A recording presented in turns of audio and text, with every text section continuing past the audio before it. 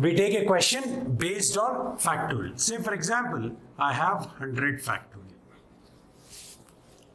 Usually we get question based on factorial in these kind of ways. If 100 factorial, if I simplify, find the number of zeros in the end. Number of zeros in the end. If I simplify 100 factorial, what will be the number of zeros in the end? That is the question.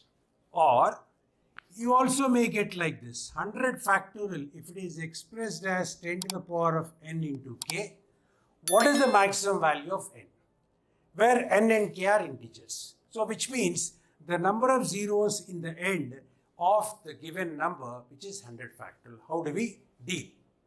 So very simple logic. What I need to do is, I just take 100 first and divide by 5. Alright, which will go for how many times? 20 times. The 20 whatever I have, I'll take it and divide by again 5. It will go for 4 times. Further 4 if I take and divide, it will not be an integer. I can stop at this particular point. Therefore, if I add both of them, it will be equal to 24. So the number of zeros in the end of 100 factorial is nothing but 24. That means what I can write this as 10 to the power of 24 into some k, where the factor k will not have any number which will end with 0, or k will not have any power of 10. That is the logic behind the question. Now, how do we get it is the one which we have to understand. When I am talking of 10 to the power of n, that means what I am talking of number of zeros, why I need to divide by 5. That's the logic.